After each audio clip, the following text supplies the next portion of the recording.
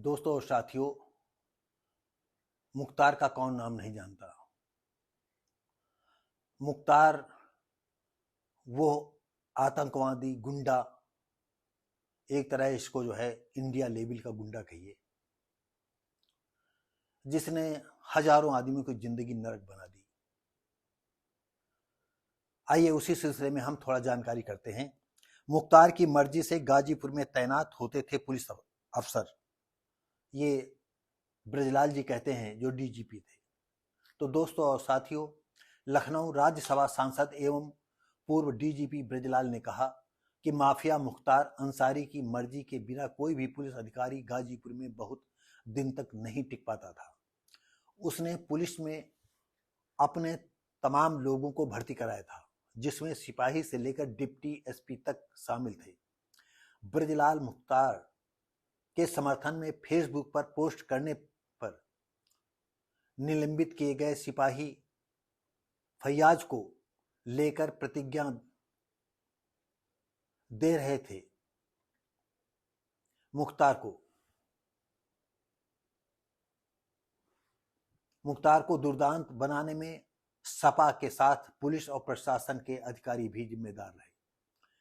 जो मुख्तार के मुताबिक काम नहीं करते थे या नहीं करता था, वो गाजीपुर में नहीं रह सकता था। उन्होंने कहा कि आईपीएस जावेद अहमद 4 महीने 15 दिन, जमाल अशरफ 20 दिन, संदीप सालुके 2 माह, अभय शंकर शर्मा 4 माह, वीरेंद्र कुमार 28 दिन, अविनाश चंद्रा 2 माह, अखिल कुमार 1 माह, राजेश श्रीवास्तव 11 दिन और एन रविंद्र 3 माह, तरुण बाबा 3 माह 23 दिन, डॉक्टर प्रीतिंदर सिंह 7 माह 15 दिन,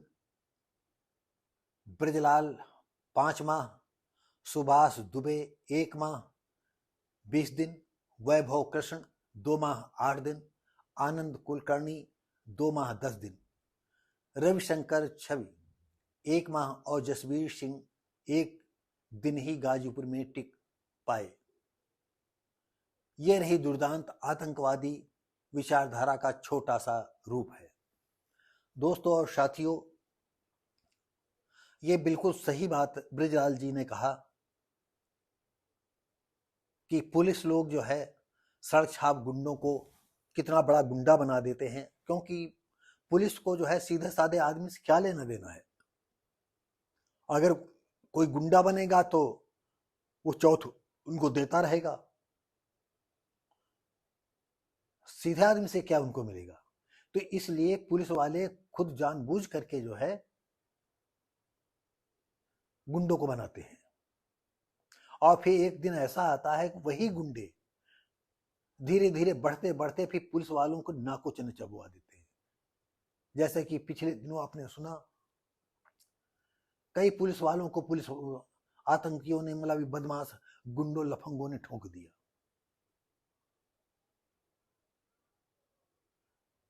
हम जानते हैं अर्थयुग है, आज नहीं, जब से सृष्टि हुई, जब से पैसे का चलन हुआ है, जब से कम बुद्धि तेज बुद्धि हुआ है, तब से किसी न किसी रूप में, चाहे विनिमय, चाहे जिसका हो, चाहे इसका हो, चाहे उसका हो, जो कम दिमाग वाले रहे शोषण उनका ही होता रहा है और कम दिमाग वालों का शोषण होता ही रहेगा। उसमें से एक आधे हमारे आपके जैसे भी होते हैं। सब जानते हुए भी आप मक्खी निकलेंगे, नहीं निकलोगे तो करोगे क्या? कोई सुनने वाला नहीं है। आपकी छोटी सी एक बात बताएं, 10 साल 25-26 दिन पहले, 10 साल 25-26 दिन पहले 10 मार्च 1914 को हमारी एक मैजिक गाड़ी 2-3 साल की, तब मैजिक गाड़ी खूब चलती थी, अराजक तत्वों ने जला दिया। आपको क्या बताएं, उसका इंटरेस्ट वगैरह लगा करके हमको 5 लाख की गाड़ी पड़ी थी। एक लड़का शाम को आया था कि गाड़ी अपनी हटा लो, हमारी दुश्मनी चलती है। हमारे घर के पीछे एक प्लाट था, हमारे एक मित्र हैं श्यामलाल धोबी, उन्हीं के प्लाट में खड़ी कर दी थी। और ड्राइवर इस समय मिल नहीं रहे थे। एक लड़का आता है कि गाड़ी हटा लो, हमारी जान का खतरा है, और उसी की तीसरी रात में वो गाड़ी हमारी जल करके राख हो गई। हम सोच रहे थे कि इसका जो टैक्स है, गाड़ी सड़क पर रहेगी तो टैक्स पकड़ी जाएगी, और ये नहीं जानते थे कि टैक्स जो है कंप्यूटर धीरे धीरे करके वो चलता रहेगा। गाड़ी जली, सुबह में आरटीओ आया, आरटीओ को एआरटीओ को मैंने एप्लीकेशन देने के लिए जैसे बढ़ा तो निकल रहे थे, तो मैंने कहा साहब ऐसा, 1 मिनट सुन लीजिए। तो कहा कि ऐसा है, क्या बात है? हमने कहा एक गाड़ी जल गई है, उसकी प्रार्थना पर दे रहे हैं। उन्होंने कहा जाओ मेज पर रख दो, जाकर के हम लौट करके देख लें, हमें जल्दी में कहीं इनको जाना है। रख दिया। फिर 2 साल बाद हमारे पास अचानक जो है 30,000 का जो है नोटिस आ गई आरटीओ ऑफिस से। हम गए, एक माला वाजपेयी थी, उनसे जाकर के मिले। आपको बताएं, दौड़ते दौड़ते दौड़ते दौड़ते अभी हमको कल कितनी परेशानी हुई है, कितना दौड़े हैं, कितना मतलब हम परेशान हुए हैं। यही नहीं लगता था कि एक तो हमारी गाड़ी चली गई, और बाद में जो है ये जो इधर उधर कबाड़ बिनते हैं, हमारी गाड़ी जल गई थी, मतलब चलने लायक नहीं थी। तो उसका कहीं ये लोहा तोड़े ले जा रहे, कहीं ये लोहा तोड़े लिए जा रहे थे, तो हमने कबाड़ खाद बेच ली थी।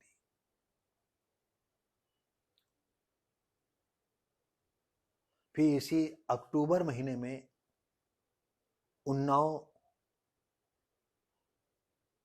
आयुक्त एक मैडम आती हैं, उनसे जाकर के मिले, पूरी उनको कहानी बताई। तब तुरंत ही जो है एक आदमी को सौंपा, जो जिस क्षेत्र को बांटे हुए थे, उसने तुरंत ही जो है एआरटीयू को बुलाया। एक त्रिपाठी जी हैं,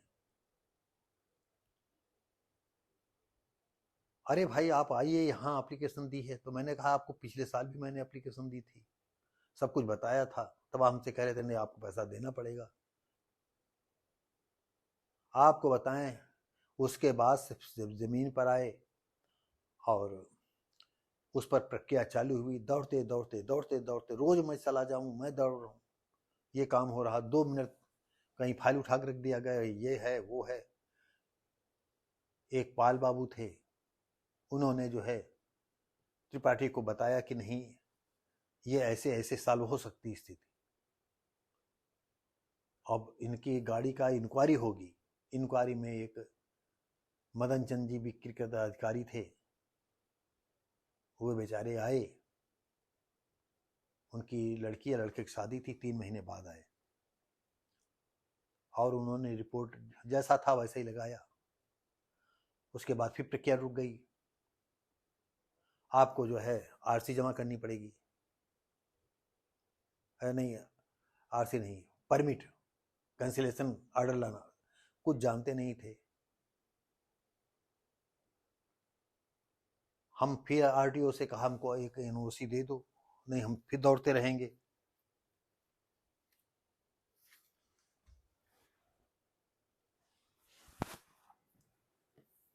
आपको क्या बताएं, एक दिन बाद जो हमको एनओसी मिली। मैंने सोचा अब लखनऊ जाएंगे, नया क्षेत्र है, नया स्थान है, पता नहीं कोई काम कैसे करता है। हमने यहाँ के दलाल को पकड़ा। एक दलाल ने जो है हमको 10,000 रुपये बताए। 10,000 सुन करके मेरी हालत खराब हो गई कि छोटा काम है, 10,000 रुपया। 2-4 दिन सोचते रहे। एक और दलाल को पकड़ा, उसने कहा अभी काम नहीं हो पाएगा, 2-4 दिन में काम हो पाएगा। तो सोचा क्यों ना हम एक बार ट्राई करें। लखनऊ कानपुर ट्रांसपोर्ट नगर में काम होता था, और ये काम कहीं दूसरी जगह होता था। हमको जब एड्रेस बताया गया था, वहाँ मैं पूछ रहा हूँ लोगों से, लेकिन किसी ने बताया नहीं कि नहीं यहाँ काम होता है। फिर मैं ट्रांसपोर्ट नगर आया, और जहाँ परमिट कैंसिल होता था उस चैम्बर में गया और पूछा जा करके, तो उन्होंने कहा यहाँ नहीं कैंसिल होता, वहाँ जाइए। उन्होंने भी कायदे से हमको नहीं बताया एड्रेस, और हम चले गए, पूछ रहे हैं, और सैटरडे का दिन था, मैं पूछते पाछते फिर मेन जगह पर पहुंचा। वहां पता चला कि नहीं, आज तो जो है ऑफिस बंद है। फिर इतवार छोड़कर मैं सोमवार को गया, एक दलाल से वहां बात की तो उसने कहा 1500 रुपये लेंगे। तो हमने कहा कहाँ 10 है, कहाँ 1500, चलो अच्छा है। एक वॉचमैन था, मैंने उसको जो है गाड़ी के कागज दे आए थे और 500 रुपये दे दिया कि भैया आए तो उनको दे देना, कि वो जब तक बनवाओगे तब तक लौट आएंगे, वो आ जाएंगे यहाँ। मन में सोचा कि अगर देर में जाएंगे तो धूप हो जाएगी, चलो जुड़ जुड़ निकल चलते हैं। तो मैं उन्नाव से बाइक से मैं परिवहन विभाग पहुंचा जाकर के। तो जिस वॉचमैन पैसा दिया था उसने हमको दिया, कहा भी वो आए नहीं, चाहो तो अपना ट्राई कर लो अकेले। मैं अकेले ट्राई करने गया तो वहाँ के लोग बहुत ही सज्जन निकले, थोड़ा सा घुमाया, क्योंकि जब गाड़ी जल चुकी है तो उसमें सब कुछ दिखा रहे थे, दर्शा रहे थे, नील है, नील है, नील है, नील है, नील है। लेकिन फिर भी हमसे एनओसी उन्होंने मांगी, एनओसी बनवा करके ले गए थे, एनओसी दिखाया। खैर भैया हमारा काम वहाँ मात्र 200 रुपये में हो गया, क्योंकि 200 रुपये की एक रसीद कटी थी और ये 10,000 मांग रहे थे। क्या बताएं आपको। तो दोस्तों और साथियों, कुछ कहते नहीं बनता है।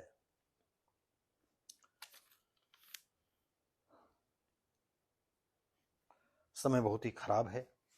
तो साथियों, अगर ये वीडियो आपको अच्छा लगा हो तो लाइक शेयर कमेंट करें, सब्सक्राइब करें, और आप मिलेंगे अगले वीडियो में। तब तक के लिए जय हिंद।